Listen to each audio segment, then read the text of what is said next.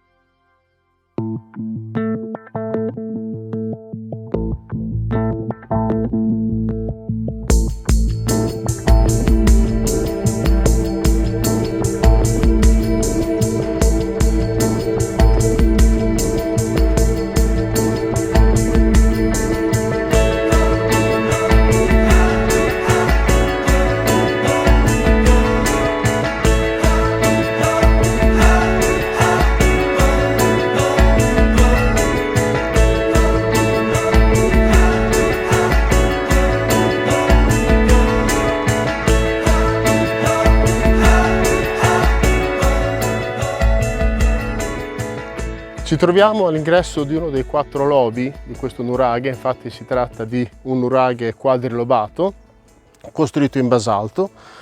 Vediamo di farci un attimino spazio per poter entrare.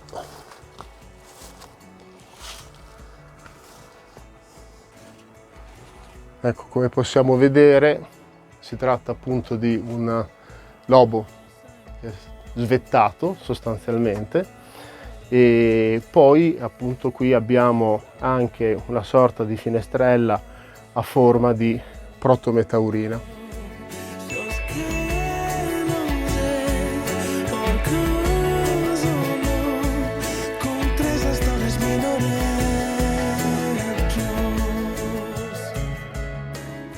Girando in senso antiorario troviamo questo ingresso posto ad est, il sole è appena nato quindi sicuramente non ci sbagliamo, almeno sulle coordinate geografiche, ed entriamo in una sorta di cortile interno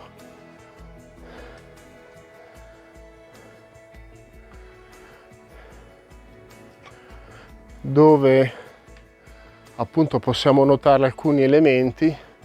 Sulla sinistra l'antemurale e probabilmente questa è la parte esterna della camera principale.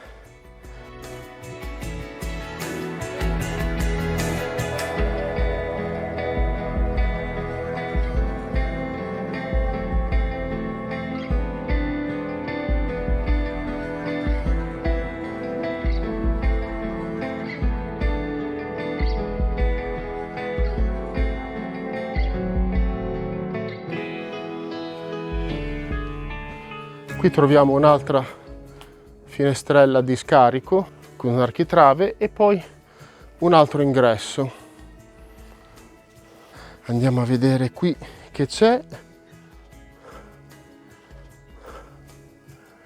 Sembrerebbero dei gradini.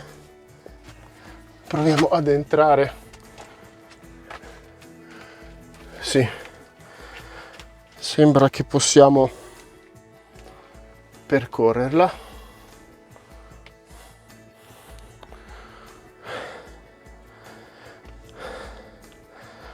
Non potete capire i profumi. Una delle cose che i nostri video purtroppo non possono restituirvi sono i profumi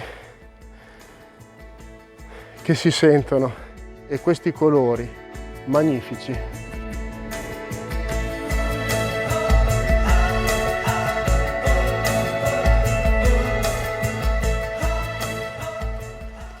Andiamo a vedere qui cosa c'è. C'è una sorta di, forse uno dei 4 lobi. Procediamo camminando attorno alla parte esterna della camera principale.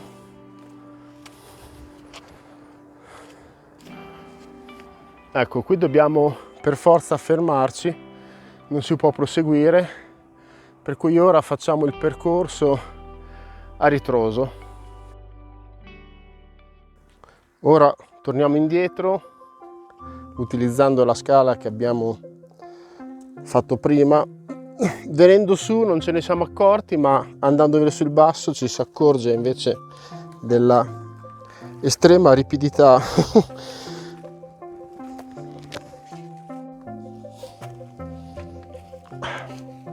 torniamo al cortile interno.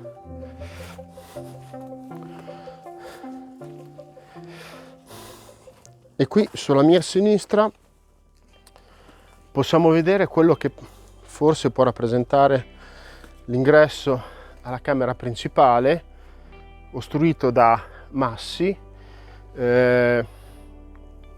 Capiamo che può essere l'ingresso alla camera principale perché c'è sia una finestrella di scarico che un architrave. Peccato che appunto non si possa accedere internamente. Ecco, torniamo all'esterno e procediamo in senso antiorario.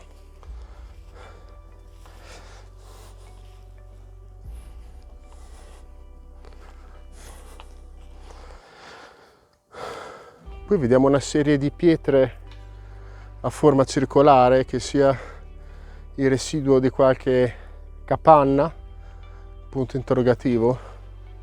Magari confermatecelo nei commenti oppure dateci l'interpretazione maggiormente corretta. Procediamo fra gli elementi della natura. Questo dovrebbe essere un altro lobo, un'altra delle torri esterne. Infatti, qui in fondo possiamo vedere che c'è una sorta di corridoio molto corto con un ingresso, un architrave e una finestrella di scarico a forma di protometaurina che porta sicuramente verso il cortile interno che abbiamo visitato precedentemente. Abbiamo terminato di fare il giro in senso antiorario, ora terminiamo la visita con questo giro in senso orario.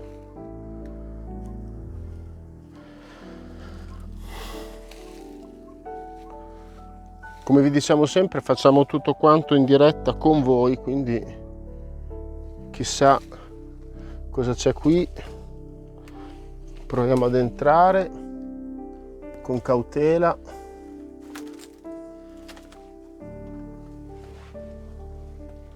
Abbiamo una sorta di preingresso, se si può definire in questo modo.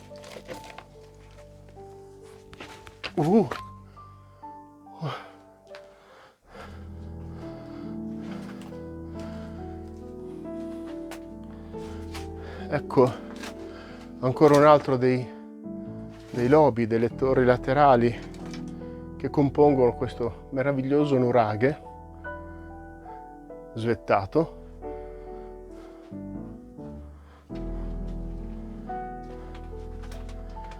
Che presenta un unico cunicolo che porta verso l'esterno.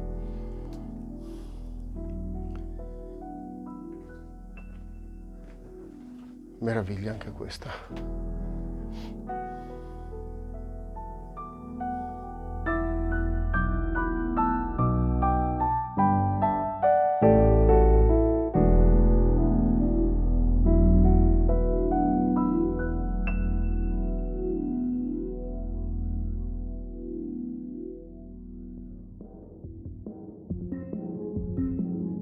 Siamo giunti alla fine di questa puntata, vi ricordiamo di iscrivervi ai nostri canali social, Facebook, Instagram e YouTube. Ci raccomandiamo di venire a visitare questa bellezza, uno veramente dei più grandi nuraghe della zona. Che dire di più? Alla prossima! Ciao! Ciao!